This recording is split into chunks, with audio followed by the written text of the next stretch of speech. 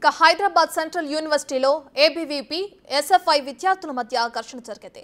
ABVP ఏర్పాటు చేసిన ఓ కార్యక్రమంలో వివాదం చెలరేగడంతో ఇరు వర్గాల వారు పరస్పరం దాడి చేసుకున్నారు. దాడిలో పలువురు విద్యార్థులకు గాయాలయ్యాయి. పోలీసులు చేరుకుని విద్యార్థులను అదుపు చేశారు. గాయాలైన వారిని ఆసుపత్రిలో చేర్చి చికిత్స అందిస్తున్నారు.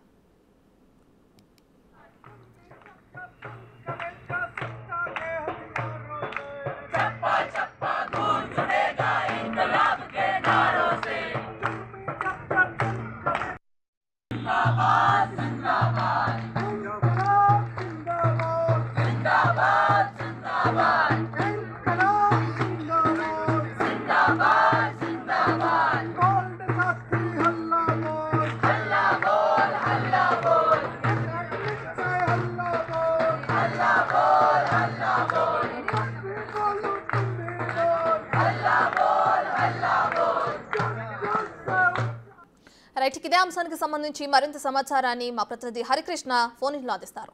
హరికృష్ణ, హైదరాబాద్ సెంట్రల్ యూనివర్సిటీలో విద్యార్థుల మధ్య జరిగిన ఘర్షణకి గల కారణాలేంటి?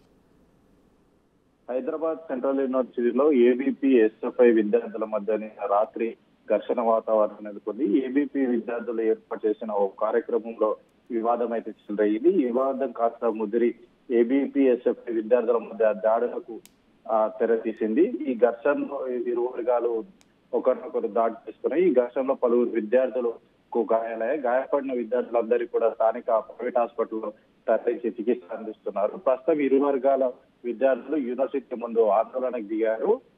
ఈ విషయంలో పోలీసులు జోక్యం చేసుకోవడంతో ఇరు వర్గాలకు సర్ది చెప్పి విద్యార్థులు అయితే శాంతింపు చేశారు. ప్రస్తుతం ఇరు వర్గాల విద్యార్థులందరూ కూడా క్లాస్ రూమ్ లోకి వెళ్లడం జరిగింది. రత్న హరికృష్ణ, గాయాలైన వారిని ఆసుపత్రిలో చేర్చి చికిత్స అందిస్తున్నట్లు కూడా తెలుస్తుంది. ప్రస్తుతం వారి పరిస్థితి ఎలా ఉంది? కొంతమంది గాయాలైన విద్యార్థులు స్థానిక ప్రైవేట్ హాస్పిటల్లో తరలించి చికిత్స అయితే అందిస్తున్నారు. అంటే దాడులు ఎక్కువగా పరస్పరం ఇరు వర్గాలు దాడి చేసుకోవడంలో కొంతమంది విద్యార్థులకైతే చిన్న చిన్న గాయాలైతే జరిగాయి. ఆ గాయాల్లో కొంతమంది అంటే తీవ్రంగా ఎవరైతే రక్తస్రావం జరిగిందో వాళ్ళందరికీ కూడా హాస్పిటల్కి తరలించి చికిత్స అందిస్తున్నారు. ప్రస్తుతం కోలుకుంటున్నట్టు కూడా తెలుస్తుంది. Ratna. Right, thank you Harikrishna.